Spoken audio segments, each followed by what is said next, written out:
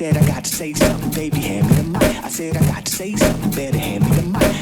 Somebody hand me a mic. Cause I got to say something, so just hand me a mic. When I need to say something, better hand me the mic. I said I got to say something, better hand me the mic. Been to the mini golf Jurassic Park themed place just up the road. Just up there. Yeah, you pass it on the way here.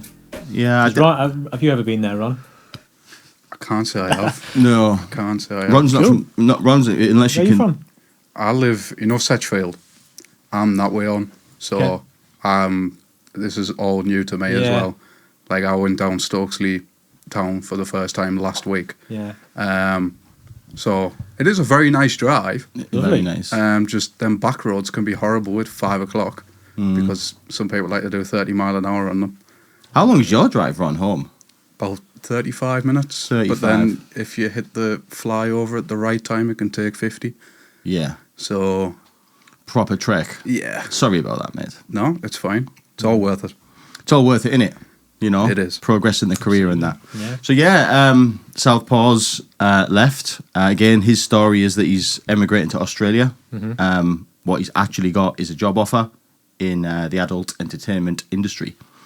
There is a calling for vertically challenged people in that industry. They're hard to come by because you see anyone short would actually class as, what's the politically correct word, as a small person? A little person, right? I guess so. Yeah. Well, if you think he's a bit of a niche because he's as big as them, but he's not one, so he hasn't got the features. So he's moved on, and the pace. I can't tell whether or not you've been to. Well, but no. Are we rolling, Ron? We are rolling, sir. Oh, well, in that case, we'll stick with the original story that Southpaw has gone to Australia. Good luck, Good day, Southpaw. mate. Yeah, good day, mate. Practice that one. We'll leave his OnlyFans tag at the bottom. We will. So we are rolling. Yes, we are. Ladies and gentlemen, welcome back. People Like Us podcast. Today's guest is a friend of the show. I dare say that. He's a body transformation and confidence coach. I only ever hear good things about you, Mike. Thank God for that. Yeah, and the methods, and more so. Give it up for me, Mr. Michael Purdie. Woo! Yeah, mate. Thank you for talking with people like us. Do you know what, Mike? Since I met you, your name keeps popping up. Really? Yeah, a lot of people are here, sort of really, really sing your praises. Oh, more and amazing. more. I appreciate that. Yeah, you must be doing something right. Yeah, I mean, it's just been a whirlwind since I was last on the show. It's just been an absolute whirlwind. I've moved house, went fully online. Mental, to be honest with you. But yeah, that's nice to hear, actually, because sometimes I, like everyone, doubt myself and my ability, but hearing that just gives you a bit of a boost, doesn't it? We all do, mate. We're all just winging it, aren't we? Doing our best. Yeah, that's true. But no, you've just been all day, haven't you? I have, yeah. I got attacked by mosquitoes the whole time I was out there. So Because she's delicious, mate. that's tasty blood. That's what it I is. say. Honestly, without boring you to death, first day, just got absolutely mauled by mosquitoes. I was like, that's fine. Next day, more bites. I've only just recovered now. My wife was like, stop moaning. I was like, what's going on? Just Do you know what, mate, right? Peppered. It's Shan. It's not fair because I've been away with people, and some people they can go the whole time and they don't get bitten at all. I'm one of them people that I'm like you. Yeah. We must just be the delicious ones. I was literally researching every day, why is this happening? ChatGPT, help me out. Why is it? I know a lot about mosquitoes now. Did you find out why? It's something to do with your blood type, I believe. Right. And I mean, your diet can play a role as well. Maybe they're like protein, high protein blood. Maybe. I always thought it might be something, but I guess it's changed now. Back in the day, I used to consume a lot of sugar. And I threw sugary drinks and stuff. And I used to always think, is it because there's loads of glucose in my blood or something? You know what I mean? Yeah, it's not fair, like you say. Kevin, why do mosquitoes bite people? Why do some people, find out, Ron, why do some people get bit more than others? I'm pretty confident it's to do with your blood type. Type O maybe, which I think is that the most common? It's one of them, isn't it? I think so. Is it that deep, is it? Is it down to the blood type? Yeah. It's like a brand. Well, I'm no expert. Well, I should be after the amount of research I've been doing the last week or so. There we go. Oh, well. That means people who have high metabolic rate and emit more carbon dioxide, right, okay. including those who are pregnant, definitely not pregnant. work out, yeah. Okay. I don't drink alcohol, so come on. but you work- mosquitoes. yeah, Pick you- on someone else.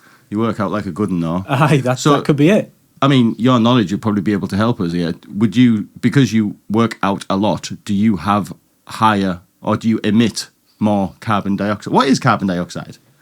I don't even know what I'm talking about. It's what we exhale. Yeah, it's so do I breathe more maybe? I don't know. So you're literally on holiday going, Yeah, deep. all the time. Yeah, exactly. But yeah, so that was it. But it was a lovely holiday. It wasn't relaxing because I was chasing around after my 18-month-old daughter, which was mental. Didn't sit on the sun lounger once. It was No. not a relaxing holiday, but kids had a great time. So yeah, there we go. There he is. My son, daughter, and obviously wife. Yeah, she was sick of me moaning by the end of it, but great time away. Are you a whinger, Mike?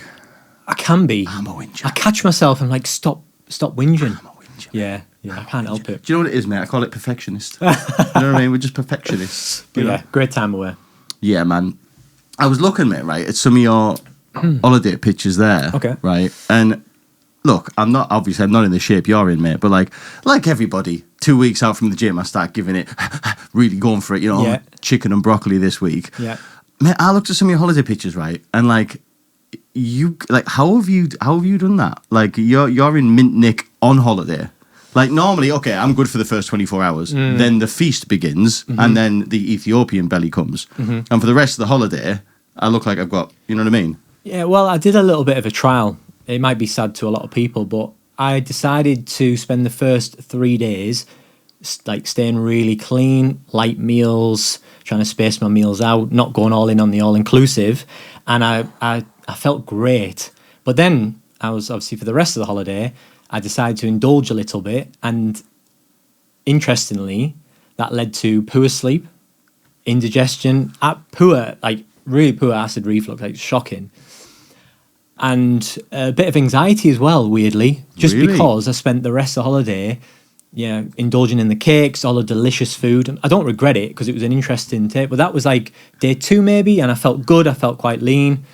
But yeah, I didn't feel very good by the end of the holiday. How did you pull that off? Like an all-inclusive, like as well? You must have been doing your nut. No, because I like Looking I like good. you. I like salmon. I like nutritious food. It's not a chore for me to eat fish, rice, veg. Really? I posted on my story and someone commented said, "Oh, you're on holiday, have some pizza." I didn't really fancy that, initially, but then I did have a few slices towards the end, and yeah, that was the result. I didn't feel good by the end of it, but I don't regret it. Like there we go. Went to not Domino's. What's the Pizza Pizza Hut? Hut. That's right. Yeah, my son absolutely loves pizza, and I do too. But then afterwards, it's just like you can feel it, and I don't know if that's because of how clean I am. Most of the year. I don't know, but yeah, I did a little trial while I was out there. Sad to a lot of people, but for me, it was interesting to go through that. Again, that was probably day 3. Still had the abs, still felt pretty good. Yeah, and I didn't necessarily lean down for that. Don't hate me. I didn't lean down. That was kind of me. That's been me since the photo shoot, which we were talking about earlier. Yeah, Kind of kept hold of that shape, but it's easier to do so when you get down to. So, like, real talk, right? Yeah. Like, you ain't tensing there. A little bit. I don't know. I'm probably trying to hold my daughter up, but I wouldn't say really going for it like on stage or anything like that. Can you imagine, Ron? 3 days into an all-inclusive holiday. Imagine the state we'd be in. Imagine. But I don't. This is the thing. I don't drink. I guess it's easier for me in ways. I don't drink. My wife doesn't drink. We're kind of the same in that respect. But it wasn't a problem. It wasn't a problem. But yeah, and for me, I would pick myself apart with that photo. We spoke about this last time. Really? Yeah, I would. I would like to go that area. I'd like to do that. A little bit of body dysmorphia, I guess. But I was happy. I was confident all day. I don't have an issue walking around poolside whatsoever with my top off. And you get the looks, don't you? Like, oh, who's this guy? Who's that guy? Oh, yeah. Yeah. It feels good, I bet. Yeah, like it does Confidence feel boost. good. Like this is it. Like what I do for a living. Yeah. People want to go on holiday and want to get in shape. You see the mosquito bite on the tricep there. People want to feel good on holiday in the clothes they take and the bikini and swim shorts. Mate, Who doesn't want that feeling? Mate, you got the guns, man. Thank you. I've been gymming for 10 years, right? And like That's a good angle, to be fair. my forearm looks like your wrist. Do you know what I mean? Yeah, this is, well... My arms are more like your son's arms. Do you know what I'm saying? That's where I'm at. It's funny, I took him to the gym. It's not on my feed, but there was an outdoor gym, absolutely fantastic. And he was like, Dad, show me what to do. And I felt good. Like, it was great to show him bicep curls, most important exercise, of course. Showing him the curls. He did some chin-ups. And he's like, I want to like be like you. And when I grew up, and I was like, yes, I love that. That Absolutely felt good, love it. mate. I said, do you want to be a PT? He's like, oh no, I don't want to be a personal trainer. I won't do that. But I do want six-pack. I do want the guns. So it's nice. It's having a good positive effect on him. Mate, and as well, do you know your professional pictures? I'm guessing the professional pictures. A lot of them are, yeah. Like, how are you pulling them off? Like, have you got like a team like taking this? Well, like this was a shoot. Every year we have a client photo shoot down in Stoke, home of the Kit Kat. Was that Stoke? I have no idea. I think it is. The home That's of a the random Kit Kat? fact. I think it is. Go on, get a Google up.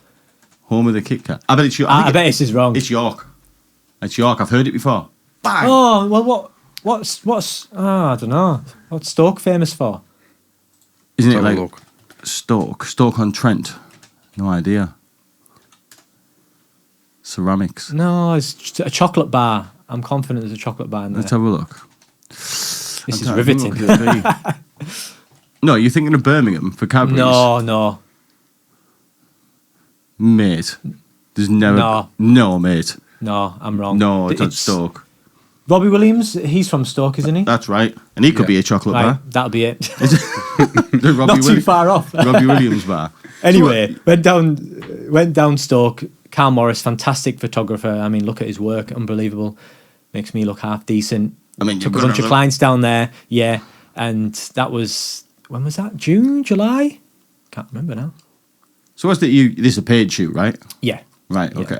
yeah. So this is for self-promotion. And clients. So I wanted to walk the walk with my clients, similar to last year, actually. So I decided to jump on and, really go for that. And that was probably the best shape I've been in for a while, long time, actually. This might sound daft from an outside perspective, but I am not a gym goer. Don't know if you can tell.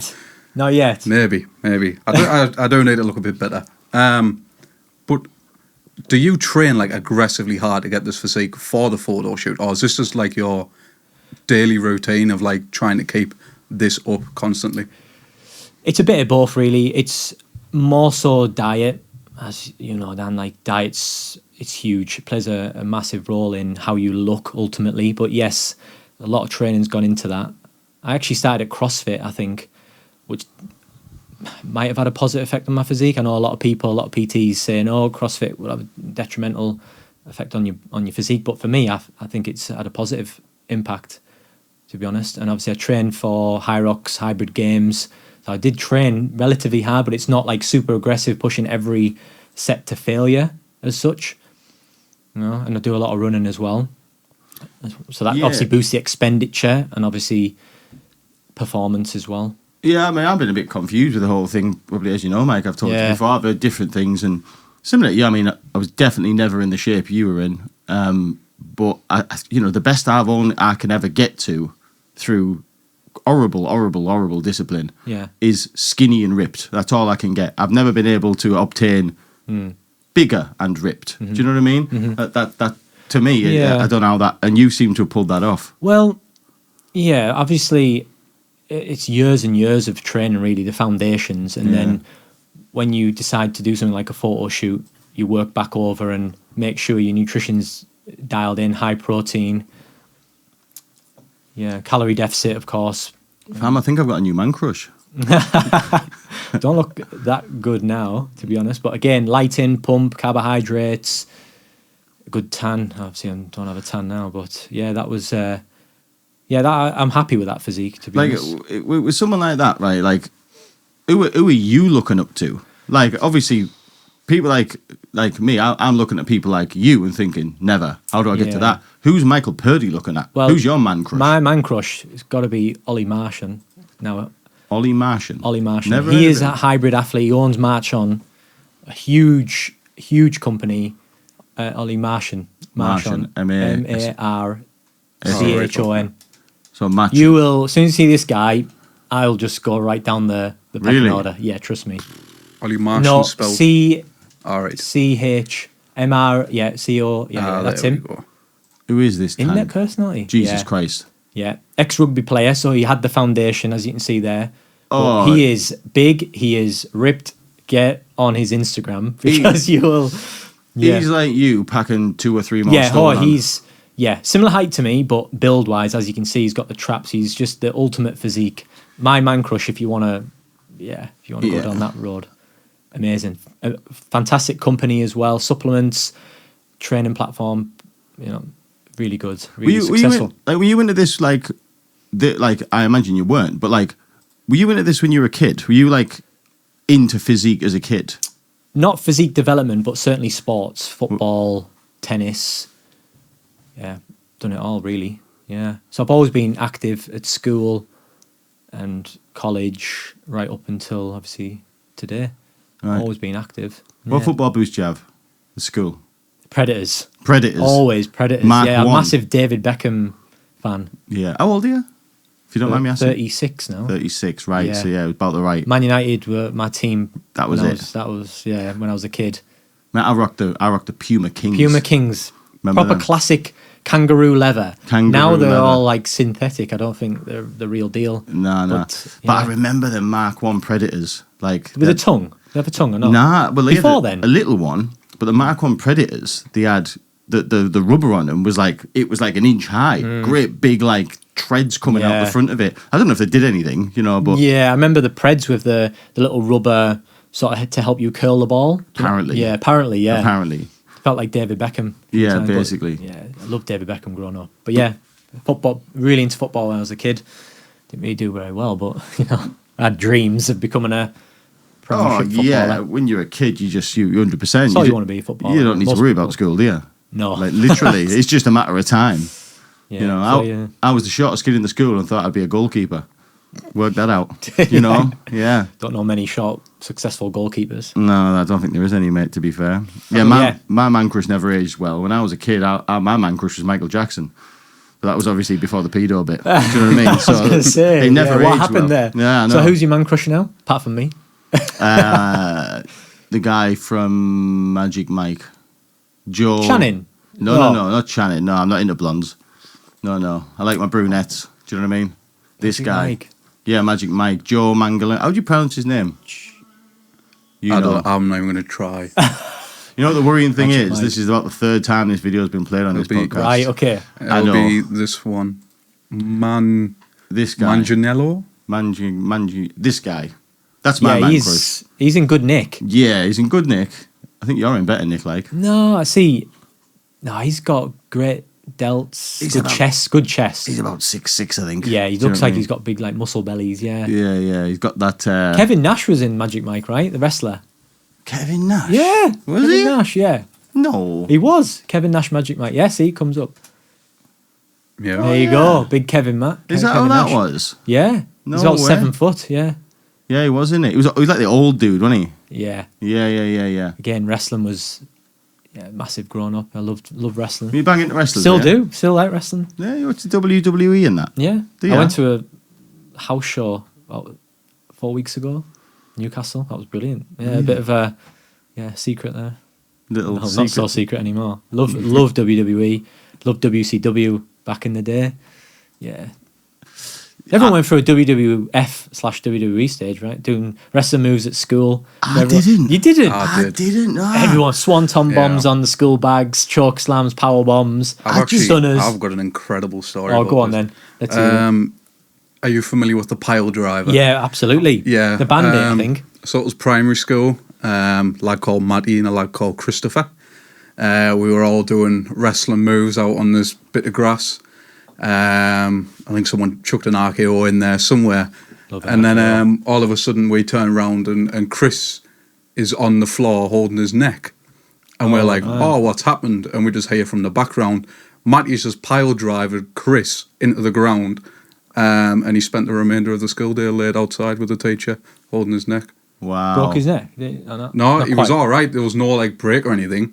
Don't tell us at home. But yeah, we sharp stopped doing wrestling moves Yeah, after that. teachers tried to put a stop to it, but we didn't care. I honest, that just. You're not around that? Nah. There was, do you know what, right? In school, there was a few kids that were into wrestling, but, like, I think they kept it quiet because, like, it just wasn't, like, classed as cool. Do you know what I mean? I don't know, maybe my school was a bad school. To be honest, in my school... Mine was worse, Eastbourne. Eastbourne. Yeah. You had the right mix. Second worst at one point in the country. In the country? Yeah, that will be on Google. Eastbourne Comprehensive School, Darlington. That'd probably be easier search. That's bad, that. Second worst in the country. There should be a story on that. But yeah, second worst school when I was there in the country. Got knocked down about 10 years ago, maybe. Well, so it's not there? It's finished, it's not there now? No, housing estate now. No way. Huh. So you were around, I mean, I imagine... I don't know how I survived. Yeah, North East School, worst in the country. Okay. No. Yeah. A North East school hit rock bottom today when it was named the worst in the country in National League tables. Eastbourne School in Darlington was the least effective school in England in the GCSE League tables and 8th in the worst in the National Truancy League. Oh. Up the Eastbourne. I can't believe I survived. Honestly, I can't believe I survived that school. I was begging my mum to get me out of there, but she wouldn't because it was convenient. It was around the corner. Bless her. What's your worst memory from school? Oh my goodness, I've got so many. Teachers getting literally abused in class by really naughty pupils. And we were all laughing, which was horrendous. Spitting in their drinks and yeah, you know, like the whole Matilda scene when they put the newt in the glass of water and she downs it. People were gozzing in the teachers' drinks, hitting them with stuff. Barbaric, to be honest. Yeah, That's the only word I can really... I've seen some bad things at my school. Which school? I was a Branksome boy.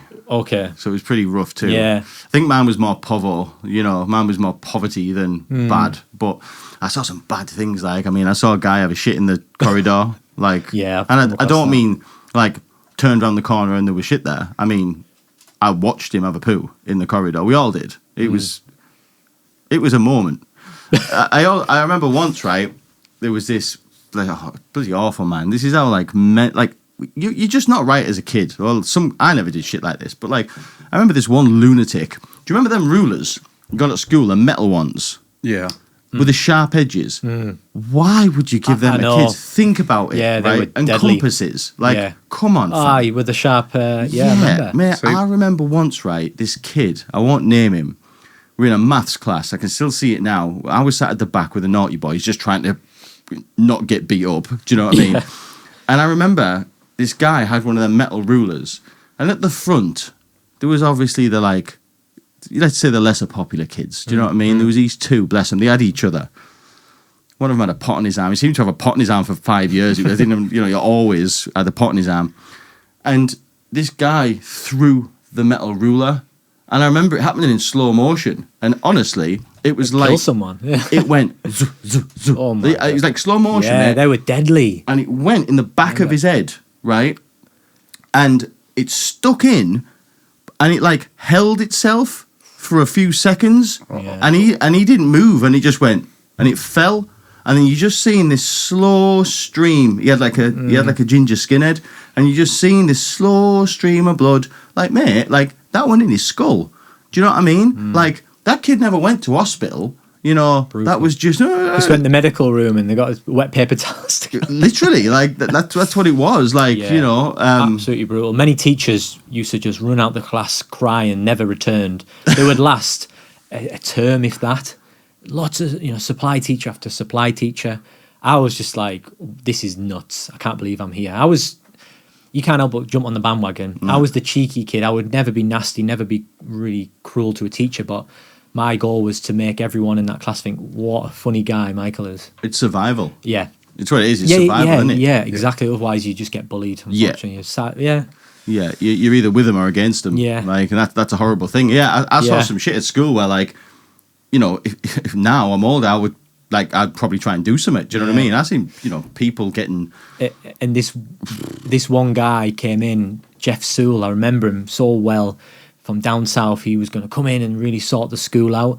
Like a head teacher. Yeah, everyone just laughed at him, and he got snowballs hoyed at his head, and one teacher in front of him got strided. Honestly, it was just What nuts. do you mean, mate? Strided. What do you mean? Yeah, A one teacher teacher got strided? Honestly, No, they didn't, mate. They honestly, didn't. it's just mental. Honestly, the stuff that went on. Teacher got strided. Fights galore. I didn't learn a thing in school. Stay in school, kids. Yeah. Please do, but But don't go to Eastbourne. don't go. You can't now. It's gone. It's St Aidan's now. I'm pretty confident it'll be a better school than Eastbourne was. Yeah. Oh. Do you have any So- pleasant memories from school? No, None. None at all. surviving. That was probably as good as it gets. Yeah. No, surviving. we had a good football team back then. Great mates. Mm. Yeah, some actually really nice teachers who you get on with. Was But this then- the Predator times? Yeah, this was the Predator times. Everyone had the Predators. Yeah, playing football on the back fields. We had great state-of-the-art facility, AstroTurf. I don't know why they let heard- us have that. Yeah, First yeah. AstroTurf, I believe, in the area. Don't know why they give Eastbourne that privilege, but yeah, we were a sporty school, even though we were the worst. The worst, I can't believe that. I thought we were the second worst. I mean, second and worst. It's Still bad. You know. In the country as I well, think which is nuts. like in this region you were the worst, but I said nationally 8th. So Oh, nationally 8th. Oh, Yeah. okay. Still, that's bad, considering how many schools there must be in the country. There'll have been a hair in it. You think Yeah. between the 8th worst and the worst, Yeah. like the worst, like what we're talking like probably Deaths in school, maybe. literally like gun Yeah. violence. Do you know Yeah. what I mean? Like London, Yeah. real bad gangs. Like to be 8th, mate, you're not that far off. Do you know what I'm saying? Like Crazy. I think in your school it's because you had such a mix. Like there was a mix of cultures, but yeah. you had a culture that no other schools had. Yeah. because you had the local community as well. Yeah, I think Eastbourne, the location-wise, wasn't very affluent, but then you had kids from maybe centre of town that would go to Eastbourne as well. Yeah. You had Redhall, and then you had towards town, which wasn't as bad. Mm. But yeah, Were you a naughty kid? no, just cheeky. Just cheeky. Yeah, very cheeky. My dad used to get really frustrated when the letters would come through the door. Exclusions, detentions. I just wanted to have a laugh at school. I didn't really want to learn anything. Did you ever get disciplined when you were a kid? Yeah, my mum, bless her, she's not around anymore, but she would, smack around the backside. I don't know if parents do that now. I certainly don't do it, but What was the worst discipline you got? Man was a flip flop. flip flop? What, Yeah. to the rear end? Yeah, honestly, right? Honestly, I still remember the flip flops now, right? You'd be able to Google them. 1990s Primark flower flip flops. When I see them, What? it brings back horrors. My mum will be listening to this, and she knows what I'm talking about. They had a little flower bow on top, right? Oh, right, okay. Like a tortoisey shell, Yeah. colours and shit. If I'm honestly, this isn't it. But it had it might not have been Primark, but I don't know. But anyway, What, like a flower buckle? it was like so.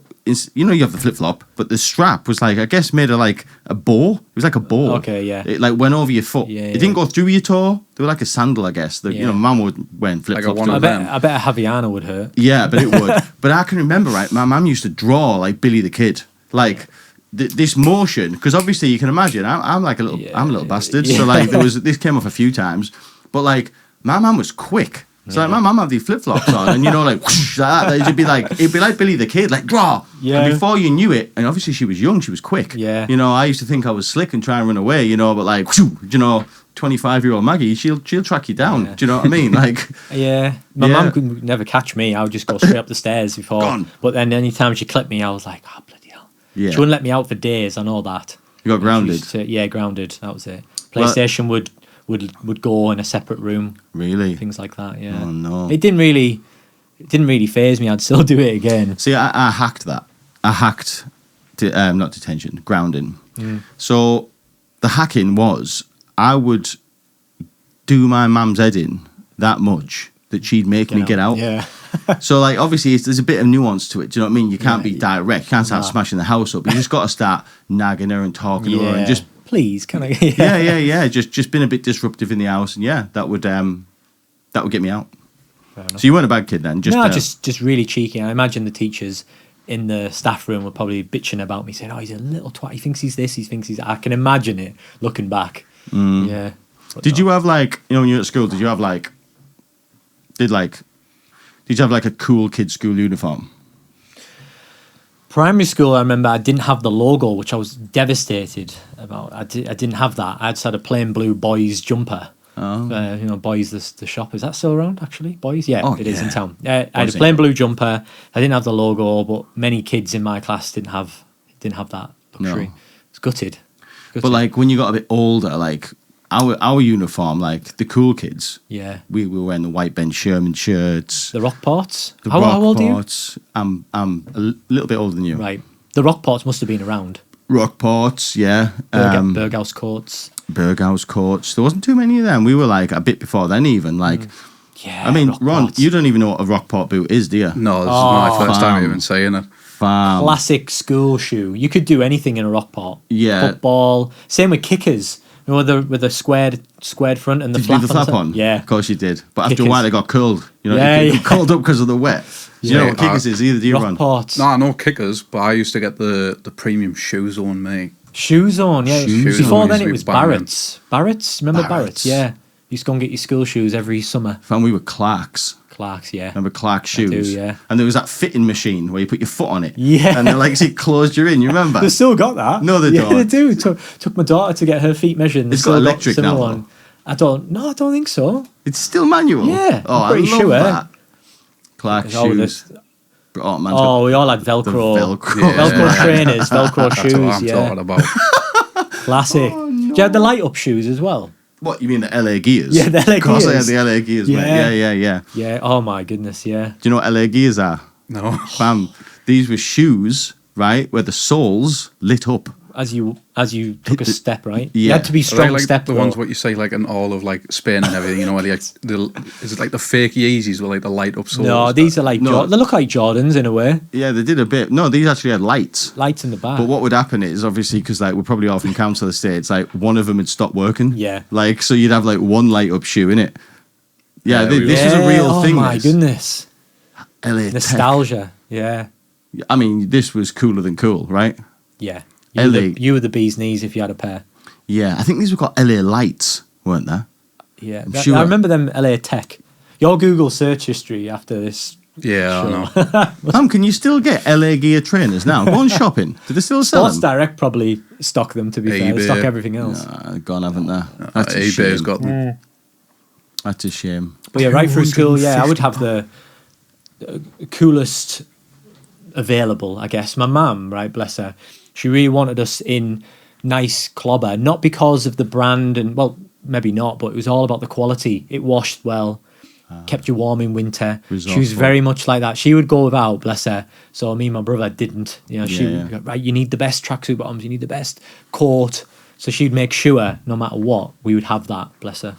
Well, that Yeah. worked well. You know, that worked well for you. Yeah. I mean, there was a stigma like in our school, like there was like a social stigma against it too. Like Yeah. as awful as that is, and like you say, everyone's mums. You know, there's lots of single parents and people going to the ends of the earth. Like people doing night shifts to get Yeah. people the gear and that. But Yeah. like, did we appreciate it? I never did. No, No. I never always did. wanted more. Always. Yeah. Yeah. And I'd wear a pair of LA Lights now. You know. Let's bring them back. I know. Yeah. Who do we need to contact? Exactly. Yeah. To be honest, the way fashion's going now, I could see them getting pulled off. But Anything's possible. I think Rockport are actually making a return. There was like an Instagram No. reel. Honestly, it was shared around a few weeks ago. the return. Someone's of the, trying to bring them back. Yeah. No, the return of the Rockport. You think how many people's heads have been kicked in by a Rockport boot? It was in the M&M. Remember M&M Sports magazine? Yeah, the catalogue. Yeah. You can still buy them. Wow. Frasers are selling some. 71 good. They were more expensive Oh, then. way more expensive. Yeah. They were like 150s and stuff, 150. weren't they? 140s. You used to get the shoe polish out as well. Oh yeah. But like Mike said there, these Rockports, these were versatile boots. You were wearing these for school. You were playing football in them. You were going. could run in them. You could run in them. Yeah. Like it was the ultimate boot. Like the ultimate boot. I mean, Oh yeah. man. Good And they times. lasted. They were lasted quite- lasted Mike, a while. Yeah. You know, Mike's mum would have loved them. You know, because they're versatile. Versatile, yeah. last forever. But yeah, I went off a bit of a tangent there. yeah, we did. No, we did. We'll come back. No, I like to ask. You know Yeah, what I it's mean? good, I like it's to good. ask. We'll get to the business. Yeah, we'll get to the business. Get to the abs and fitness in a bit. Yeah, abs and fitness. So you've been business wise. Yeah. You've been busy. So so since you were last here, what has happened?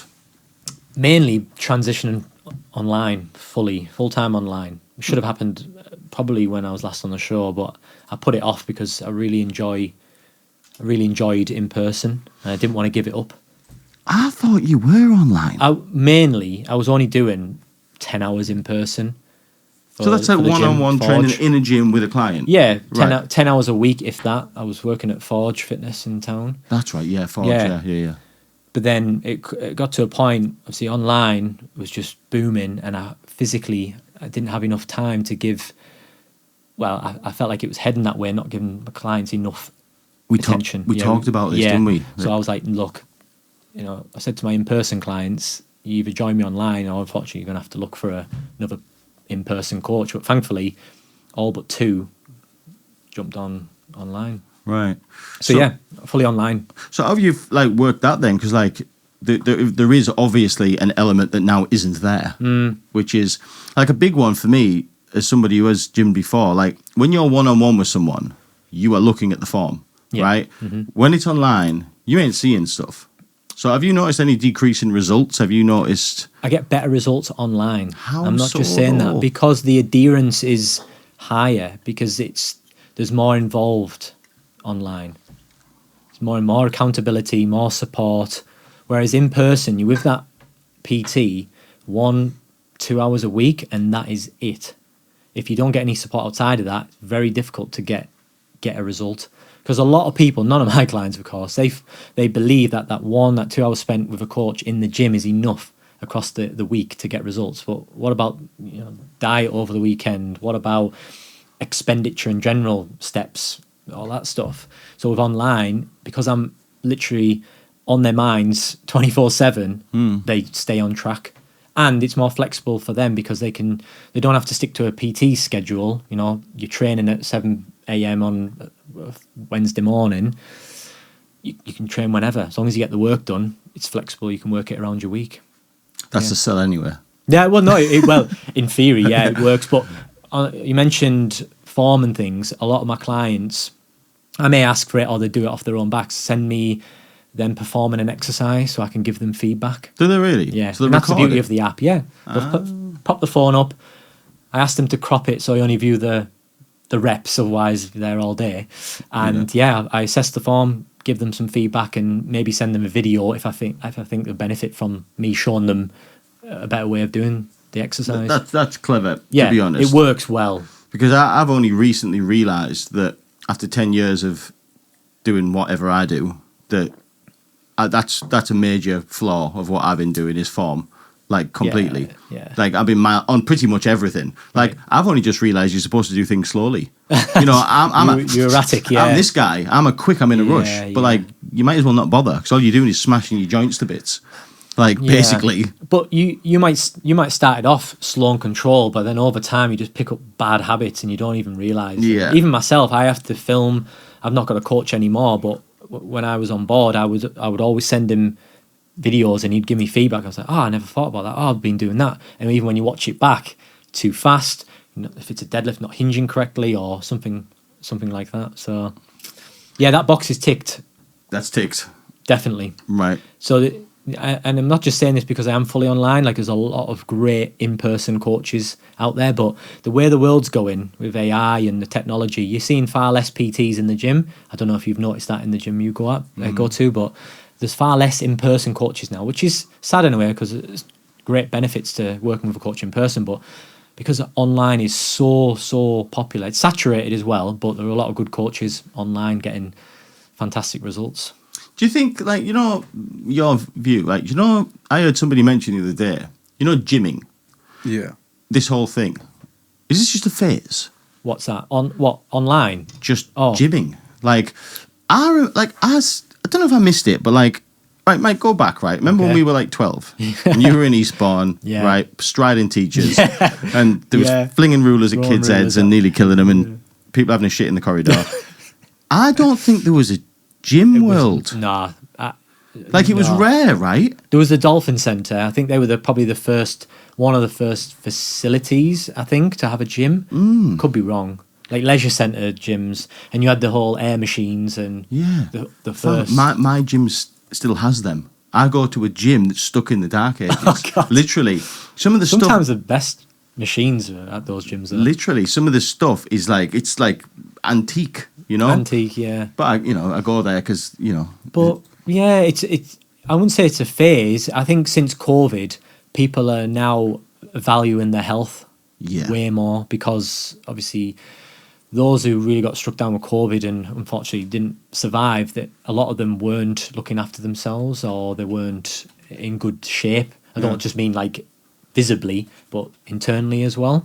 And I think people now realizing like, God, this is so important to me, not just from a six-pack standpoint, but valuing their health more. Let me ask you another question then, like on the same note. Yeah. So that's your answer to is gym in a phase. So, okay, boil it down to individuals then. So we'll use me as example, or pick out in your head, just think one of your clients. Yeah. Like, do you think we all, or most people, are going to have a gym phase in their life? Yeah. Then you get to a point where you don't gym anymore? Like, whether it be Good kids question. or whether it be this, like... I think for some people, yeah, maybe it's a phase just to look good for a holiday or something like that, then they'll just stop. Yeah. But when you truly value your health, I think people just continue forever.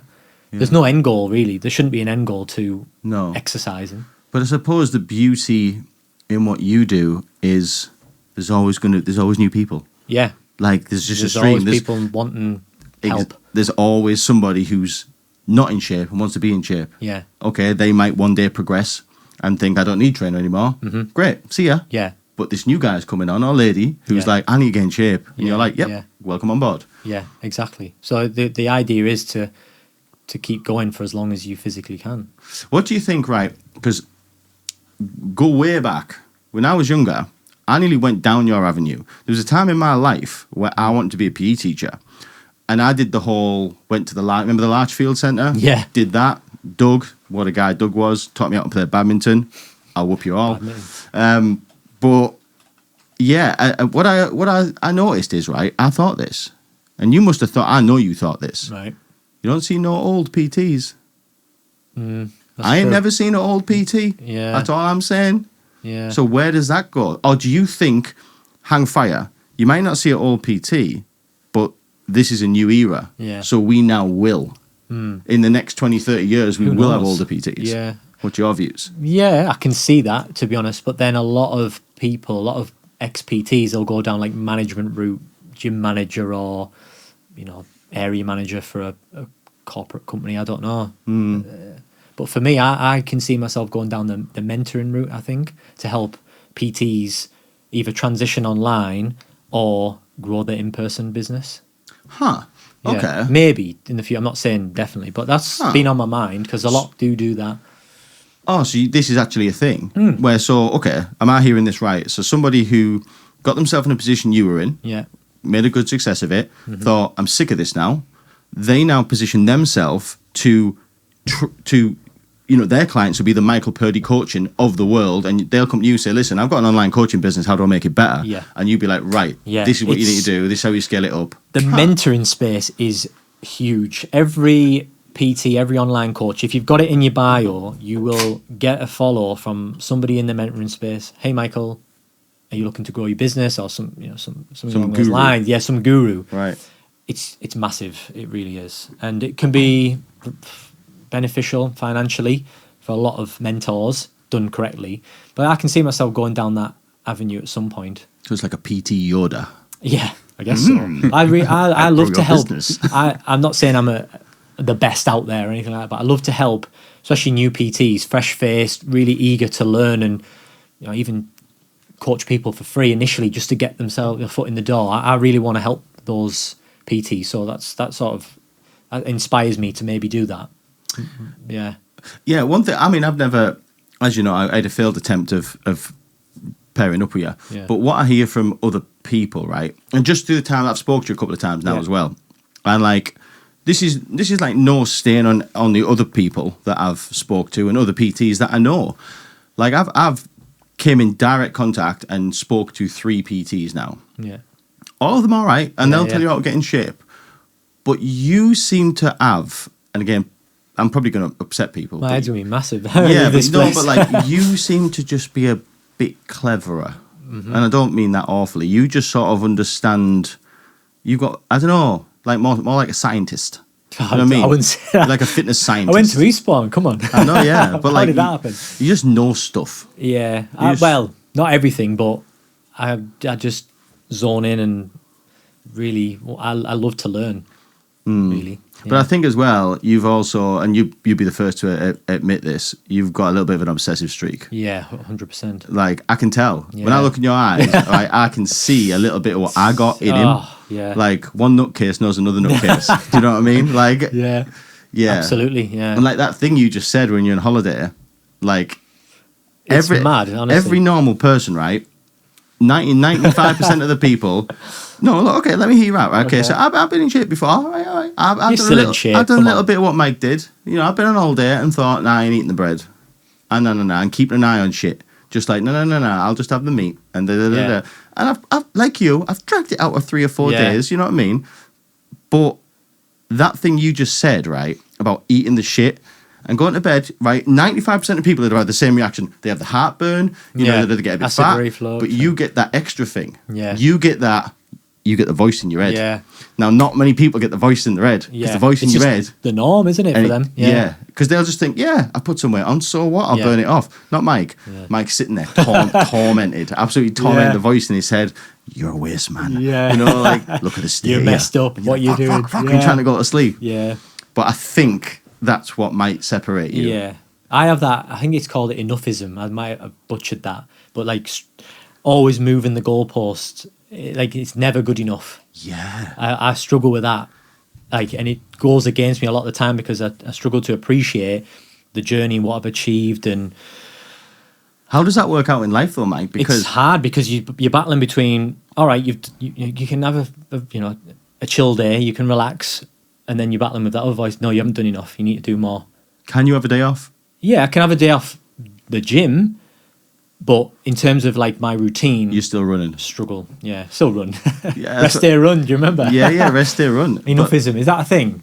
But enoughism. Or is it? Have I just made it up? What's that say, Kieran? It says, what is enoughism? Well, it is a term I came up with after my research into minimalism. So, That's not it, is it? no. I don't Enoughism, like think- doing enough. Yeah. How But is it's it clues in like the to name, be- kind of, isn't it? Like, Yeah, but that never happy thing, right? What I was asking, right, is that's something that, because I know this, right, because I have a little bit what you got, and I sometimes find that spills out into life. What I mean by that is, you know how that can happen, Mike? The transition between that can end up, that's the cousin of ungrateful, if you see what I mean. Yeah. Because, okay, you're in mint shape, but you're looking at yourself, I'm not in good enough Yeah, shape. yeah. I need to move the goalpost. Yeah. But then you have this perfect life. You've been blessed with this perfect Absolutely, life. yeah. But there could be that voice in your head saying your life's not good enough. Yeah. So you got to manage that, because I get it too. 100%. And sometimes I get a little bit like, I have to have a word to myself, and I'm Yeah. like, mate, you got it good, fam. Yeah. Like, you need to hook up. You need Yeah. to stop saying that. It is tough. Innit? It's worked out business wise because Yeah. client results, I go above and beyond for clients. I'm like, oh, have I done enough for this person? And sometimes I'm like, no, I need to do more and give them maybe an extra resource or an extra touch point along the way in the week. And like, God, Michael's brilliant. But then that can go against me because my energy might be zapped and I'm still thinking, no, you need to do more, you need to do more. So it's like the fine line, isn't there, between obviously burning out and... Yeah. So, on average, what does a work week look like for you? I work every day. Apart from weekends, I try to take weekends completely off to spend time with family. Yeah, I try to. But yeah, during the week, 6 work-wise, 6 until probably 8 p.m. maybe. Big Yeah. day. Yeah. Yeah, big. But it's not constant. I'll purposely take breaks and I won't check my phone for a number of hours. Don't have notifications on there, so So you're managing helps. that shit. Yeah, I'm working on it. I've definitely been worse in the past. Where it's like he's controlling Constant you. on my phone 24/7 working, especially when I was a PT and online. Jesus, I was smashing out 30 hours on the gym floor and trying to grow online platform at the same time. I was knackered. I was going home and I didn't want to speak to my wife, bless. I was just wanting to sit there and just relax. Fried. Yeah. And you go to bed wired and Wired. tired. And that's a terrible position to be in, isn't it? Mike doesn't need caffeine. I don't need caffeine. No. But now I'm much better. I'm much better and I'm learning every single every single day to just. Yeah, I think therefore someone like you, right? Look, he's the watch out things, right? Yeah. Bass plate, got a bit of obsession. Yeah. He'll say that. Yeah. 2, works for himself, right? Yeah. No wage coming in unless he works. Uh-huh. 3, big activity on phone.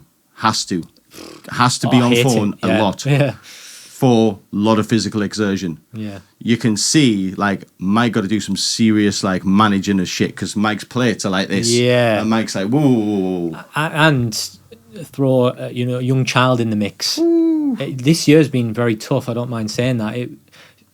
Sleep hasn't been, and I value sleep like tremendously because if you don't sleep well, I turn into a horrible person when I don't sleep. Yeah, I can't. I don't do well on poor sleep. No, I just gremlin. mood, just fluctuations, brain fog, everything. I don't do well. No amount of caffeine can fix it either. What do you think the best amount of time to sleep is? Like lengthwise? Do you know what? The studies, like it possible, changes all the time. They say 8 hours, then they say you only need 7, then they say 9. Like I think whatever you function at your best, like whatever that looks like. For me, it's 7, just over 7 hours. I'm like straight through, no interruptions. But sometimes my daughter shouts in the night for a dummy or something, so it's like interruption. But for me, I feel fantastic. A good stint of 7 hours consistent. 1 or 2 is not good enough. It has to be consistent, and I feel ready to go. Feel great, present, energized. Yeah, it's people don't appreciate sleep. I don't know why. Like, you should prioritize sleep over a lot of things. It's hard, Mike. It is. It's hard. Like, I'm the same. It never. To be honest, it never happens. But You're a 6-hour guy, aren't you? Around. if I'm lucky, mate. Like, what mine will look like is 5.5 with a wee break in between. 3 or 4 hours in, and then a scraping myself. I mean, I've got in this new habit now, right? This is a weird one, don't know where this came from. Here we go. So, I'm a 5 a.m.er, right? Me too. Yeah. On a Monday, right? I'm a 20 past 5 on a Tuesday, right? I'm a 5:45 on a Wednesday, right? But what happens is this new bad habit, right? Oh, fuck, I shouldn't have did it. It started in the summer when it was hot, right? Because now I can't get out of it. So the alarm will go off after 5.5 hours. Bear in mind, I've done my 2 hours. I've had my pee break because I drink too much liquid. Before bed, From bed, then I've had my 3 hours. I peel myself off the bed. And what I do is, it's in my mind, I grab my phone, I'll set an alarm for half an hour, not in the bed, I go lie on the couch. Have you ever lied on the fam? Have you ever lied on the couch, right? Right, mate. I don't know if you've like sometimes, mate. My bed's uncomfy. Like it's, mate. I've spent money on this bed, right? We got the fancy mattress, the £1,000 mattress. We got the nice sheets, everything. It's a zen place. There's no telly. But when you're hot in the summer and you've woke up, sometimes the bed can get a bit uncomfy. Like you get a bit of a bad back. If you go on a hot day when you're a bit like, oh, a bit cloudy, and go lie on the sofa in a cool room, oh, mate, it's beautiful. And then what happens is I sleep for an hour. And I'm late. Do you know what I'm saying? Do you feel worse after that, though? After that little snooze? To be honest, it's the difference between bad and rough. Do you know what I mean? Like, it's just a different type of bad. Do you know what I mean? If you were to sleep, you need to speak to Matthew Walker. I mean, the fact is, right, all this sleep stuff's all good and that. If life allowed me to have 7 hours, trust me, I'd take my 7 hours. But life doesn't allow it. But like you say, if I do lots of little sleeps. So like, on a Saturday night, I'll get like 2 hours on the couch, then I'll wake up and go to bed and have another 5 hours. Like mine's like little things like that. But just on a Monday, the difference between my mind on a Monday morning and by the time I get past Wednesday, it's like 2 different people. Yeah. 2 different people. Brain fog, what? Mate, honestly, it's a tsunami. Sometimes I can't even see. Do you know, like it's just... Yeah, it's... Brain fog's serious, man. Yeah. Serious. You don't take in as much, do you, when you're sleep deprived? No. Oh, well, you are like chronically probably sleep deprived, aren't you, to a degree? Yeah. You get by every day, but it's just your norm now, isn't it? It's just survival mode. So if you were to go into a laboratory with Matthew Walker, absolute legend, then Who's this guy? he's sleep expert. Honestly, amazing. You've done stuff with him, like? No, God, no. He's... But have you listened to some of his stuff? Yeah, his Why We Sleep is his popular... Well, give some wisdom, Mike. Well, it's just the benefits of sleep. He's just really into everything from caffeine to, your bedtime routine, how to set yourself up for a... He's got like 10 if you Google his 10 steps to a good night's sleep, something along those lines, it's obvious stuff like room temperature, make sure it's not too hot, not too cold. I always think all this is easier said than done. 10 steps. Here we go. Right, tell us the first step. Number 1, be consistent in your sleep schedule and routine. Okay, I get that. You failed that one. yeah, pretty much. Okay, I'm out. Build your own evening relaxation routine. Yeah. What does that look like then? Well, it's sleep hygiene, isn't it? So how you set yourself up for a restful night's sleep. Do you sit on your phone and then put it down and go to sleep? Like you wind down? Yeah, wind down routine. Yeah. So that's normally like your shower, blah, blah, blah, blah. Yeah. This sort of stuff. Are you spending time on your phone before bed, or do you put it away, read, relax, meditate, whatever? But don't we all look? So you all have to... we shouldn't go but on we our have to phone look at the before screen to put the alarm on. Get an alarm clock. Yeah, of course. Avoid naps after 1 p.m. I agree with that. Yeah. Mate, if I have a nap, I'll wake up horrible. Horrible. I don't nap. I wish I could nap, but I probably could. Missed another one in there. Avoid caffeine after 12 p.m. Yeah. Said that at the start, didn't we? Come You on, filled that one. But you have to apply this to your life. You can't expect to just follow that, and because you have to be a realist. Like, if you want to drink a Red Bull at 7 p.m, go for it. You know what I think? This thing with the caffeine thing, right? I think if you're getting 7-8 hours night sleep a night, right, and you're drinking caffeine at 6 p.m, yeah, you ain't going to sleep. Try and have 4 hours sleep for 5 days, then have a Red Bull at midnight, and I bet you go straight to sleep. Yeah. Mate, have you ever heard of a caffeine nap? No. Right. Oh, is that where you you feel sleepy after caffeine? Because some people do that. Yeah. Listen, I don't know the ins and outs of it because I'm stupid, but there is a thing. Google it. Google a caffeine nap. I think it's something to do with, is it the adenosine? That'll be mentioned, I'm sure. There's some power in it. I'm not too clued up. Caffeine naps can be an excellent tool for a quick recharge. Combining a short nap with caffeine can help alleviate tiredness and boost your alertness. So I heard this guy talking about it, and basically what he does is he has a nap, but before he has a nap, he has an espresso, and then has a nap, and he has some like power nap. There's like magic powers in caffeine, apparently. Yeah, but then do you want to read this a little bit here? However, it's important to remember that nothing replaces the benefits of a good night's sleep. Nothing does. Of course, yeah. Well, but if you have too many things on your to-do list, I've suffered with that before. If you miss one of those things, that can really mess with your day. We had the whole ice bath chat last time. I stopped ice bathing Me too. during summer because it's pointless, just like a you're just warming it. Tub. Are you going to go back? I'm back on it this week, and Really? I did for the first time this morning. The weather was disgraceful. I didn't want to get in. I was like, yes, I've missed that voice. So yeah, I slacked off. I slacked off over summer with some supplements and the ice bath and stretching on the morning, and I did start to feel pretty meh. Yeah, after a few weeks. But again, like, it's the problem. Like, if you have too many things on your to-do list, one missed thing on that to-do list, like I can send you, or I can send me especially over the edge. Like, I missed that. It's like when you miss a gym session, you feel moody, don't you? Yeah, tormented. Yeah.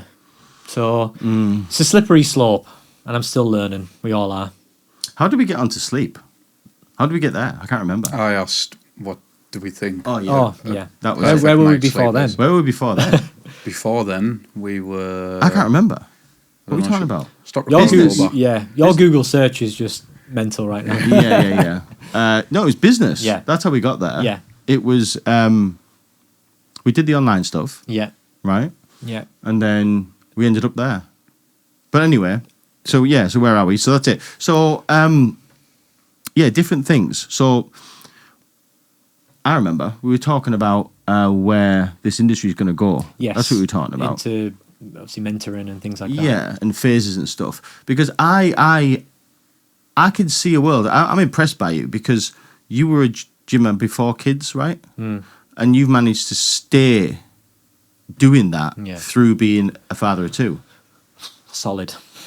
Solid. That's how I work with a lot of parents, to try and pass on my knowledge onto them, and for relatability as well. I do post more now about, how to get in shape as a parent, just off the top of my head there, because it is difficult. Do you think, difficult. like, for those people out there, right? Because there will be people out there listening who literally literally, right? Let's picture them, single parents even, right? They got no cash, right? Yeah. They literally can't get to the gym for whatever reason. It's not possible for them. Yeah. But they still want to do something. Yeah. You can do it at home, right? Yeah. With absolutely nothing. Well, interesting. Kaylee on the left there, trains at home. Huh. Yeah. Set of kettlebells, a box, and look at the shape. That's just 7 weeks. That's 7 weeks? Yeah, she's just going into like a fat loss phase. Then we're going to push her food up to grow a little bit. Yeah. She's shredded. Absolutely. So- And that's Wow. just in 7 weeks. That's just in 7 weeks. So that was more of an intensive phase just to get her in a position, more responsive position to then grow. So what kind of like, to get Kaylee from there to there, what kind of shit was she doing? Like on a day-to-day from What, home? training-wise? Yeah. Training 3 to 4 times a week. Diet is on point. Immaculate. Absolutely. She's a mother as well, so she's got kids. So she makes it work from home. So she's the perfect client. To be fair, not every client is that disciplined, that dedicated, which is absolutely fine. I meet them where they're at, but she's standout for sure. Yeah, since joining, I just knew as soon as she signed up and the way she was. How people are when they sign up, they're like all in. Yeah. I was like, wow, this is going to be a good one. And then 7 weeks in, I mean, look, fantastic. I know, yeah.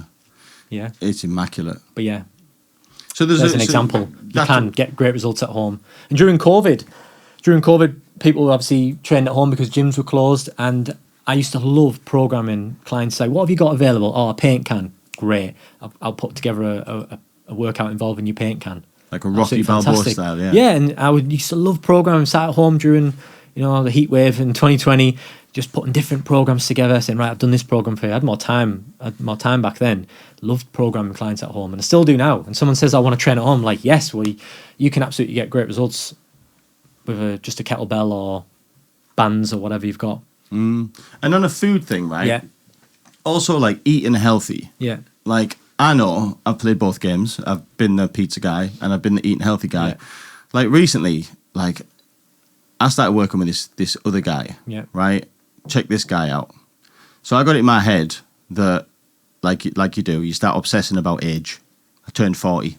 Right. I know. Thank you, everybody. I don't you look definitely it. look. I said that last time. You look younger. Thank you. Thank you. Yeah. Yeah. So I turned 40, and like you do, you have a bit of a no way am I 40 because you feel like an 18-year-old.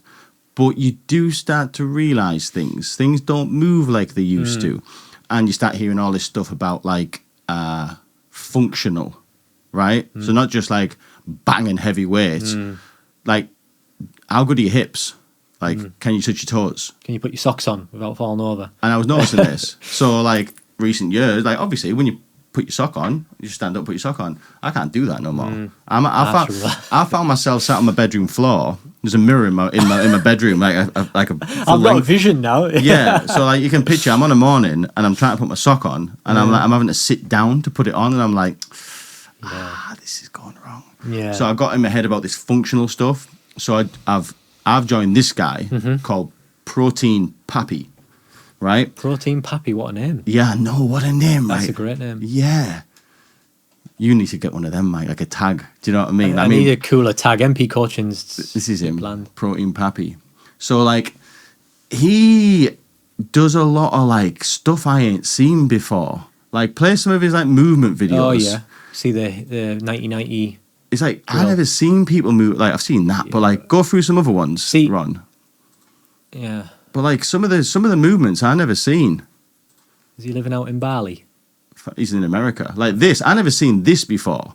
Like, I didn't know this was a thing. That's a Copenhagen plank, is it? That's exactly what it is. Yeah. Like, fam, do you know how hard that is? I looked and thought, this is ridiculous. Yeah. But I tried to do it, and obviously, I didn't move off the floor. Like, I realized that I've got no movement. Yeah. So, like, Well, that's like adductors, abductors, yeah. The hips.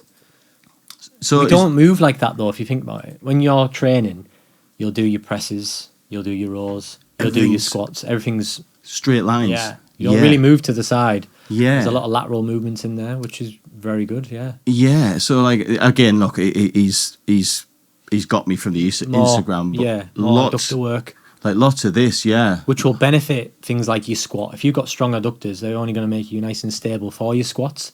This is, again, I've got really really poor hip mobility. Me too. Yeah, so when I run, my left ankle just seizes up completely, and it's all Really? to do with what's going on up a little higher. Is it? So yeah, I'm on the pliability app at the moment. I've got a few clients on there as well. It's like a flexibility stretching app, Right. and it gives you like a mobility score. Mine's 53 out of 100. Absolutely shocking. That's not good. It's not good at all. But it's all the bodybuilding I've done previously. Yeah. I never really the yoga, the stretching. I've even got a yoga coach working under my umbrella, and I've Right. never really gone down that avenue. We all would rather smash weights than stretch. Yeah, That's yeah. the problem, That's especially the- with lads. Yeah, because you've got so much time. And I'm finding this now, like, same as you, like the obsession in my head, because I'm so used to doing certain things. Like, I'm finding, like, I'm spending what little time I have. You know, you have your little segment. Yeah. This is getting fit time. Yeah. And man's like, don't run. Man's like, don't be doing that. And I'm doing all these twists and stuff. And, like, the voices start. And you start thinking, you're going to get saggy. Yeah. You're going to be a bendy, saggy bastard, you know? But listen, I mean, look, you're a professional, and you know you'll be the first to say it's you're not flexible or not flexible enough. No, nowhere So, near enough. I guess. And I can't whinge about my back pain, knee pain. I can't whinge if I'm not doing anything about it. Is this something that, like, if an older person, do you have any older clients? Yeah, 50s. I would 50s? say, yeah. Couple in the 50s. I'm expecting that the method changes depending on age. No, Not necessarily, no. No? No, not really. It all depends on like how well they move, I guess. I would never prescribe anything that's not suitable for them. So this thing that is protein packed, what do you value this sort of stuff? Yeah, from what I've seen, yeah. I know what minimal you've seen. Yeah. I've been following him for ages. I mean, especially like the 1990 stuff, the hip movements, yeah.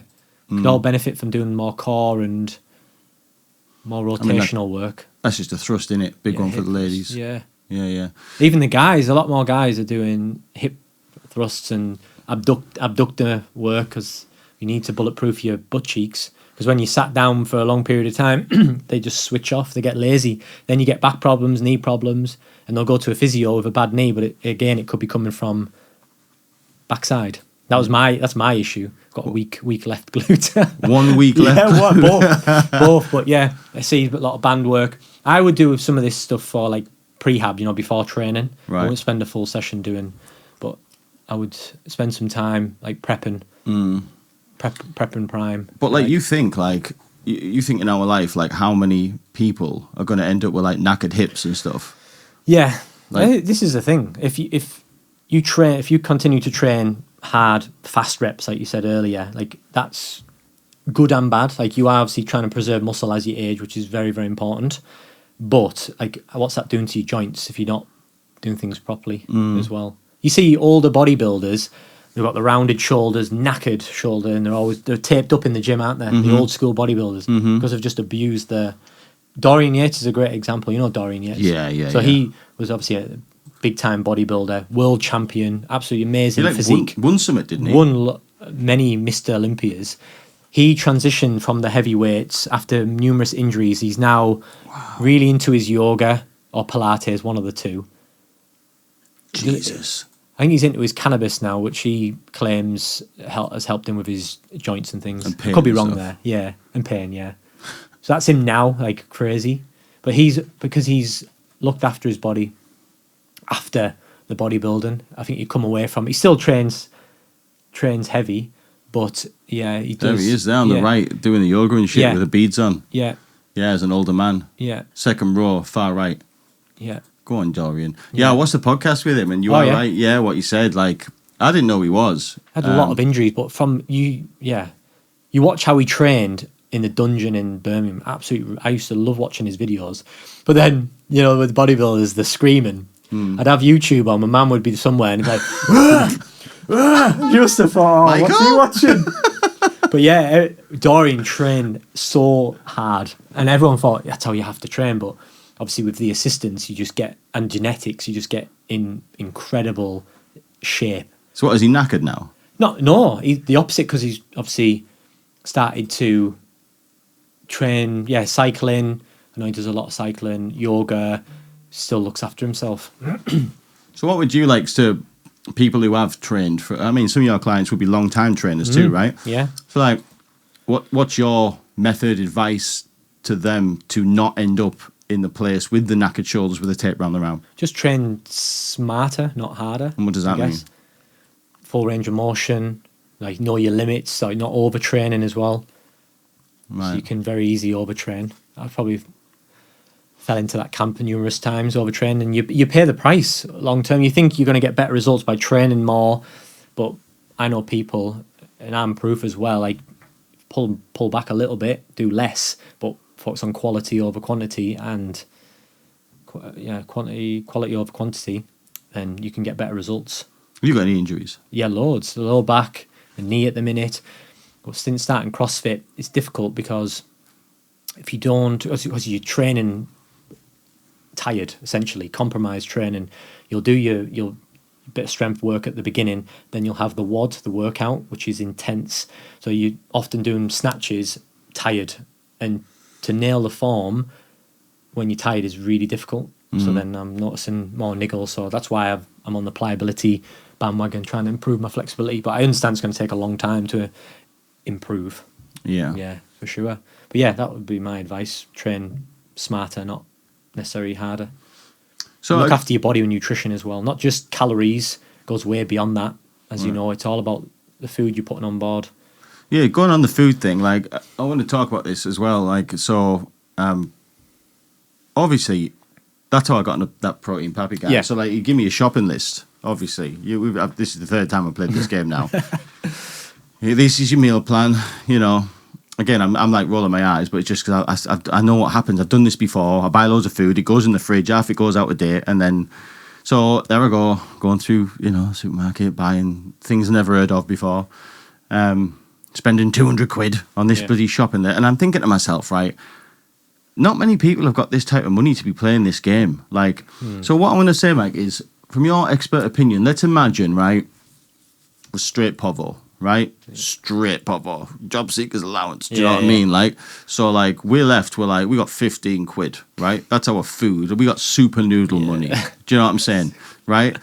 On a proper budget, what would a day's food look like if you had to play that game? I would go straight for the Savers option, or whatever the supermarket's version of a Savers option would be. I would definitely bulk cook as well. For example, if you could, 15 quid? You can't get much for 15 quid these days. No. A loaf of bread, maybe. But yeah, you got to be savvy with what you buy. Like, for example, tin tuna for obviously your protein. I would even go down the cheap bread option. You've got a meal of potatoes. Don't cost a great deal. Just get your staples in. Try to avoid sort of the like multi-ingredient meals and the jack of potato with tuna in. Perfect, yeah. Good meal, bit innit? of mayonnaise, salad on the side. If you can budget, allow it. You could probably get a bag of cheap tatties for a couple of quid. Yeah, right? you could. And I'd say you could make roasties, batch cook your roasties, and then you've got multiple meals. Just pair it with a different protein source. Yeah, you'd have to buy, unfortunately, the more fattier cuts of meat, I believe, wouldn't you? You wouldn't be able to get the leaner 5% mince. I think that costs more than the higher fat percentage. I'll be honest, this meal plan I just got, it's the first one I've seen with no red meat in it. Really? It hasn't mentioned it. Yeah. I love red meat. I know, I do. But this one, not all chicken. All chicken. All chicken, turkey, bacon. And I thought to myself, I didn't ask, but I just thought, you got something against red meat. Because it would be in for the protein. You'd think so. But it's not in. Not in. There's a lot of bread for my liking, though. Is it? Like, it's rang like a lamp. Normally, I'm like, I do not eat bread. Like, not anything. even Jason's sourdough. Beautiful stuff. I know. I love bread, but I don't eat it. But this guy, he's got like breads and wraps and burgers and like chicken burgers. And I'm thinking, he must know what he's talking about. So he's going down, I guess, the calories route rather than food quality, or a bit of both, maybe. Yeah, he's rocking me on like 2,600 calories and 2 meals, a breakfast and a snack. Peanut butter's raised its head again. Raised its hand again. It's back in. Yeah. It's interesting. It is interesting. Like, because I've now got the benefit of seeing 3 people's meal plans. But peanut butter comes in every one. Yeah. So far. Fats and a little bit of protein in there. Yeah. This is the first one that's got bread in it. But it's also the first one that's got no red meat in it. I know you like your salmon as well, don't you? Yeah, there's no fish in it neither. No fish. Love salmon. I love I salmon. was smashing it on holiday every opportunity. Plate full of salmon. Yeah. So what we're saying is, it is possible if you're savvy. You know, if money is an object, shall we say, it is still possible. Difficult this day and age. Difficult, Blimey. but it can be done. You don't have to buy the fancy kale and the fancy spinach and shit like that. Well, you certainly won't be able to go for your salmons and No. your expensive rice and things. You'd have to go for the savers, the budget stuff. Yeah. Porridge oats again, like Great dead thing. simple. You can eggs again. You can make many different meals with eggs, can't you? Yeah, I mean, to get your protein intake good at your breakfast, you know, you could buy a cheap bag of protein powder off Amazon for a tenner. Yeah. One scoop of that in your porridge, that's a power breakfast right there, isn't it? I always say protein goes first. Any plate of food, protein goes first, always. If you're working around a carbohydrate, very difficult to hit your protein goals. But if you're strategic and you can get your protein on first, easy. What are we saying about pasta, Mike? What are we saying? Because I've heard literally two polar opposites. I've seen, like, Athlean X. Do you know what Athlean X is? Yeah, Jeff. Jeff. Yeah, Jeff. Athlean X, he tells me, because he's my pal, he American tells, friend. Yeah, he tells me that he smashes pasta, wait for it, every day. Yeah, but look at the shape he's in, and he's been like that for many, many years. Just go on the images, Ron. Athlean X, Jeff. Jeff, yeah, I used to watch his No, Google images. YouTube back in the day. He was a big YouTuber, one of the first actually. Yeah, he's like literally the best ab workouts. Yeah, like that's. Is that him now? Yeah, he still looks like that. Yeah, He's still insane. doing I wanna look YouTube like now. that. I think Is he's he? about 50. Jeff He looks Cavalier. no different. Only difference is the face, like his skin's hanging off his face, 50 years old. and he's still like that. He's still in Goals. amazing. Another man nick. crush to add to the list. He's somebody who's really took his business. Like, he obviously started off as like a PT. He was like, everyone looked up to him back in the day. First YouTuber, one of the first anyway. That's who I used to watch, him and Steve Cook. But this myth about pasta, I obviously you know, you're a product of your environment, and my first intake into this whole world, right, of fitness was, you don't eat pasta. Yeah. If it doesn't grow or it didn't once live, don't eat it. So that was always the rule. It has to have been alive or it has to have grown. I love pasta personally, but Everyone likes pasta. like performance, from a performance standpoint, amazing carbohydrate source, especially if you're carbing up for an event. Pasta's fantastic, but for fat loss, it's probably a poor use of calories, because you could get way more calories for, say, I don't know, same amount of potatoes per gram, if you know what I mean. You could definitely get more out of potatoes volume wise than pasta, Right. because it's heavier, isn't it? It is. And it sits heavy, I find. It doesn't sit well in my digestion. I love a good lasagna, but I would never train after eating lasagna. My goodness, no. I want to nap and relax. Yeah, it's done. Yeah. Yeah. But So there's no right or wrong answer, I guess. that's what I find with this whole industry. I know. It's such a mind fuck. It is, isn't it? Like, even as you, like, running a successful online business as a PT, right? A well-renowned one, let's say now. Even you will say it's mental, because there is no right answer. I get questions from clients every single day. I've watched this TikTok. I'm like, oh, as soon as I mention TikTok, I'm like, oh no. Leaky gut, this, that. I'm like, oh, just try to listen to what I'm telling you and trying to block out all of that stuff about supplements. And because a lot of the influencers online are just trying to sell you something related to what they're talking about, especially when it comes to things like gut health and whatnot. But Where'd you sit on that gut health stuff? The biome, is that right? Microbiome. it's, like, the leaky gut is that there's not enough evidence there, especially when people, like influencers, will say if you're suffering with brain fog, if you're suffering with, I don't know, bloating, they all got leaky gut. But for someone with Crohn's, I believe, going through chemotherapy, what's the other one? Colitis, that's a thing, like a sign. If you look at leaky gut, that's a sign. Yeah, so the syndrome, that's a myth. It's a myth. For the influencer world, saying that you have without any evidence to back it up. If you go to an influencer, I'm bloated, I'm this and that. It sounds like leaky gut. No, medically, yes, it's a thing for as I mentioned, Crohn's and whatnot. But a lot of people are selling a supplement, like saying, right, this will fix your leaky gut. Are you with me? So it's there's not enough evidence out there, not enough science out there to back their claims up. Is what I'm trying to say. This is why I like you, Mike. You bring the wisdom. You know what I mean? Is that a hypothetical condition? Yeah. Is that what it says? Hypothetical condition. It does as well. Yeah. Leaky gut syndrome is a hypothetical and medically unrecognized condition that is distinct from the scientific phenomenon of increased intestinal. I give in. So if you put leaky gut Crohn's, I don't know how to spell that, but Is that what that's it a is? thing. That's Crohn's an disease. actual thing. Yeah. Crohn's disease. I've heard of it. Sometimes these tight bonds can become looser and the bowel can become more. Yeah, so that for medically porous. that is a thing. But if you're suffering with, I think on the list you've got brain fog, you've got bloating, you've got mood, even mood fluctuations.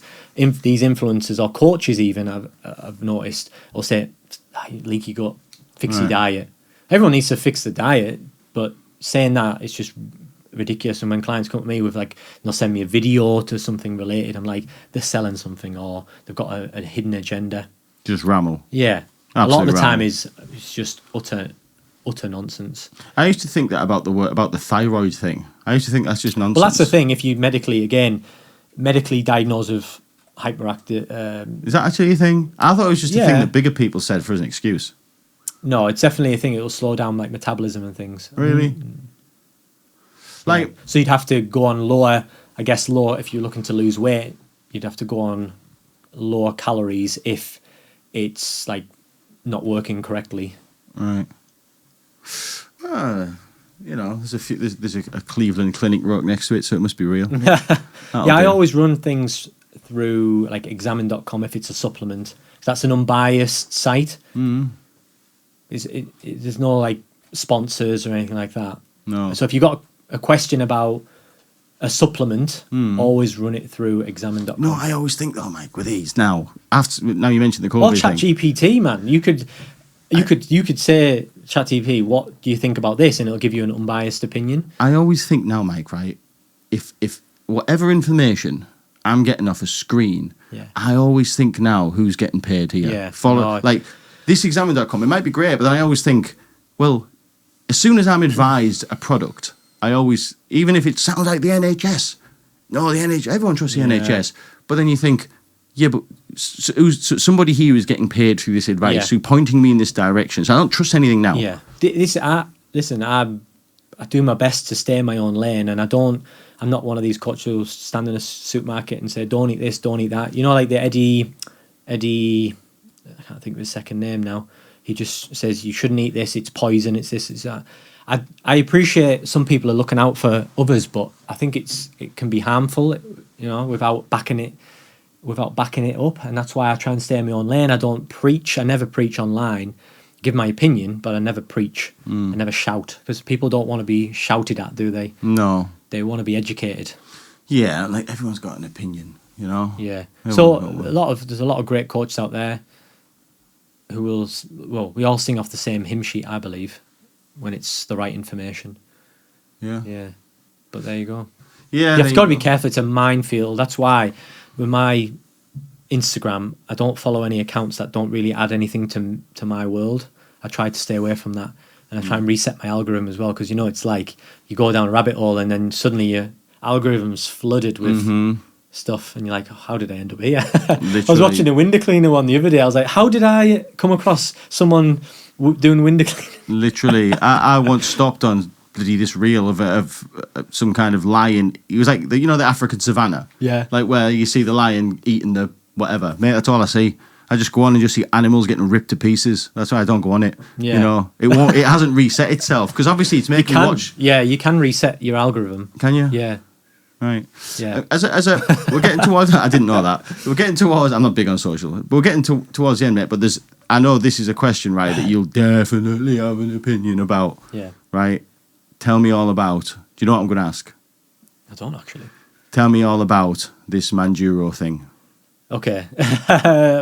Again, I don't know a great deal about GLP-1s in general.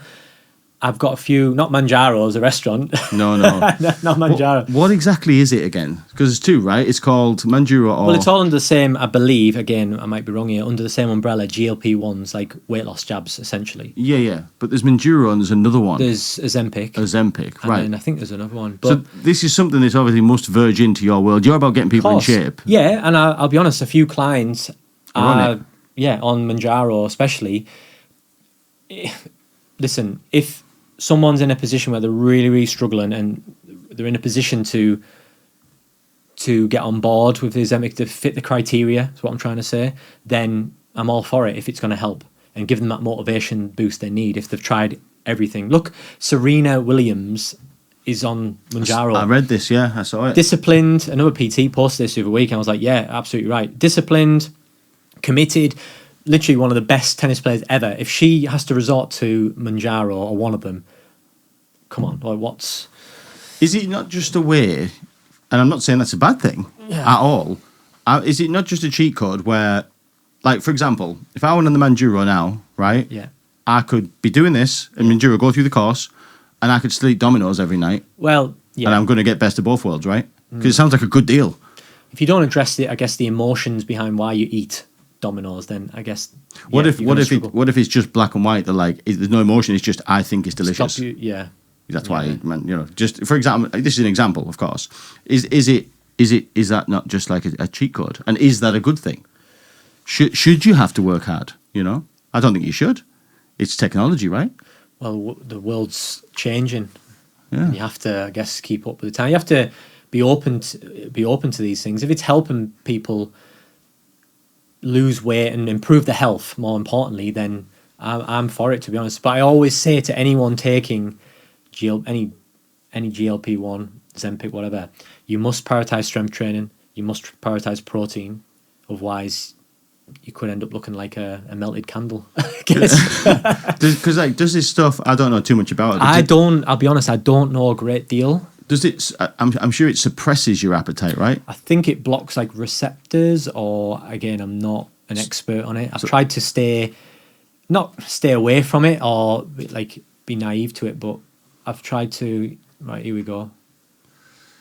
Blood sugar starts to rise after a person eats medicines, cause the body to make more insulin. Extra insulin helps low. Okay, so it's to do with that's to do with diabetes, which I think it was originally a diabetes, or still is, drug. So hang on, let me just read this.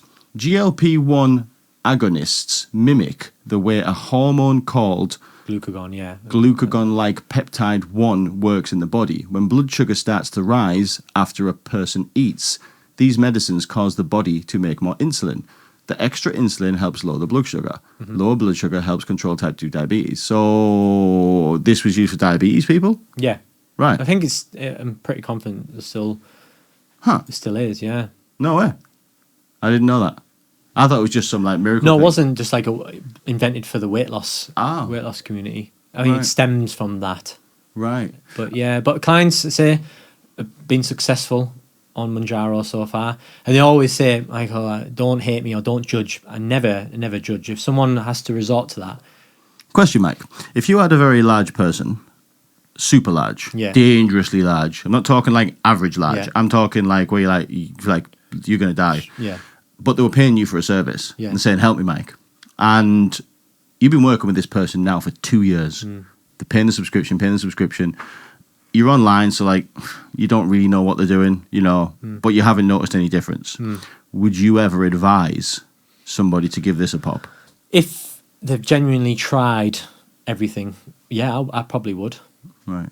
If they've tried everything, just to give them that, because some people just need that boost, that kickstart to get them going in the right direction. And when people see a return, i.e. losing weight, that'll then motivate them to work and keep going and keep going and keep going. If you don't see a return, I mean, you should see a return from doing that. It'd be pretty hard to not lose weight. That would be a feat, wouldn't it? Yeah, To put it would be on. pretty difficult. You know, I think. But I believe they put the price up to like £300 a month, so it's very expensive. Yeah. But they're going to do that, aren't they? Supply and demand. They're going to Yeah. up the price.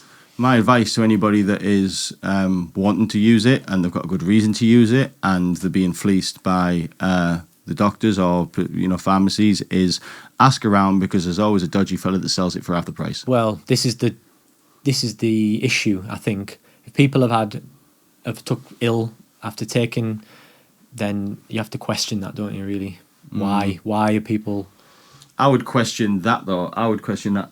I'd question it first, but then I'd also say, is that just the thing that's getting reported? I'd want to see the data on, of Success rate, yeah. Well, of the 100 people who got it from the pharmacy and 100 people who got it from a dodgy man called Paul. Yeah, black market. Let's have a look at the stats on how many, was there more people that got ill in one group? I'd want to see that. But the 2 clients that I have on board have been successful so far, so... Really?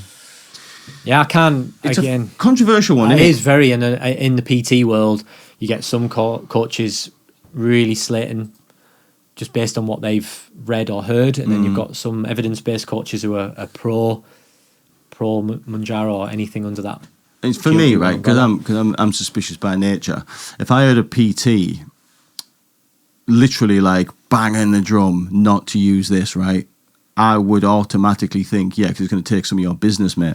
That's what I would. You're worried about customers not using you. I understand, like, people, like, I could say it, like, I've worked hard for this physique. Why do you get to take this? And then, right. But I wouldn't judge. It's not the right way to think, is it? No, it's not. If someone's really desperate and they fit the criteria, they have to fit the criteria to be, to jump on board. Then it's like getting wealthy through hard work or winning the lottery. Yeah, but then Serena, again, going back to Serena Williams, if she's on Manjaro, what does that tell you? It's the most disciplined in a day. She struggles with a weight, and she's resorted to that. What does if she's on it then? So yeah, Serena Williams. It could be. Like I say, I thought she was stunning before she took it. I think she's a obviously wonderful person. Not happy with the physique, how she is at the minute. Yeah, it could be the point that maybe because of the weight she put on, it was affecting her activities. Yeah. Because I suppose the heavier you get, the less nimble you are. Yeah, there we go. And you got to think as well, going from a lot of sportswomen, they go from that high to the low. Often resort to food, drugs, alcohol to fill that void. And then maybe I don't know enough about Serena. Yeah, it says here, in the end, Williams told the Today Show on TV in the US that she had to look at her extra weight as an opponent, despite training 5 hours a day and running, walking, biking and stair climbing. She couldn't pulverize the adversary like she did to her opponents on the tennis court. So in the end, she says she had no other choice but to try something different. Yeah, more power to her. That's what I mean. More power to her, yeah. innit? And you know what it is, right? Someone like Serena Williams, you would imagine that as far as smart people giving her the right advice, she's worked around nutritionists, trainers, she's surrounded by these people. And if they've obviously, there must be, well, she'd be getting the right advice and she's made her own decision. So, yeah. You know what I mean? Best money can buy. Yeah, because you think about, poor, Emma, for example, who doesn't know no one, just knows that she sees these skinny people online that are taking it and she thinks, I'm going to take it, and she doesn't know anything. And you think, have you been properly informed, Emma? You know what I'm saying? But then... You have to back it up with the right plan going forward. Strength training, high protein. That would be the advice, right? That if you are going to take it, stay on the weights, man. You have to, otherwise, let's say, it'll attack your muscle. Yeah, you won't get the desired effect. Yeah, you'll maybe lose a shed load of weight, but you're not going to like what you see. But like you say, you could look like an empty bag of milk. Yeah. A melted candle. A melted candle, yeah, rough. No one wants that. No one wants that. But, yeah. Yeah, tell us about, we're rounding it off, tell us what's next in Michael Purdie's world. Like, what have you got on the horizon? What's going on? I want to continue helping as many people as possible. I've got a couple of coaches on board, just help me out with various things within the business. I'm still very much the coach, but I've got a nutritionist on board, like a psychologist. Have you? Emma, she's absolutely fantastic. I've got Izzy, obviously, who does the yoga and mindfulness side of things. We've got Stacey as well. She helps out a lot. So we've got a team now. Yeah, I guess so. Not ghost coaches, but definitely helping me to a degree. Yeah. So hang on, I never quite grasped this. So part of like a client could come to you and you train them and blah blah blah, but you can also put them onto the yoga person too. Yeah. And say do some yoga classes too. Yeah. Huh. Yeah. Genius.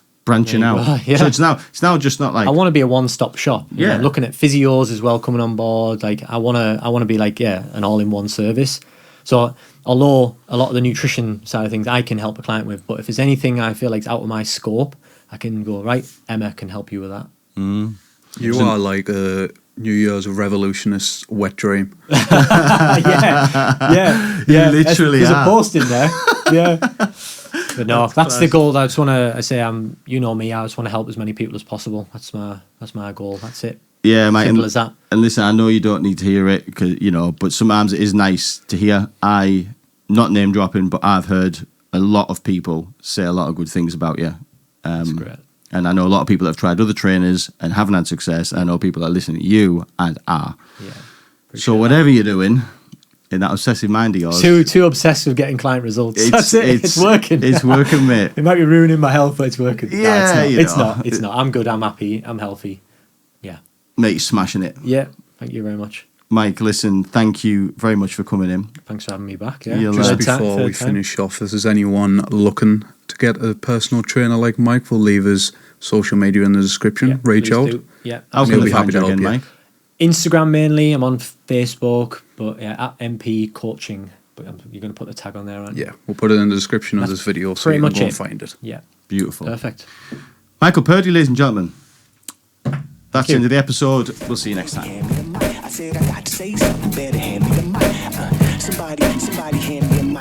Cause I got to say something, so just hand me a mic. When I need to say something better, hand me the mic. I said I got to say something better.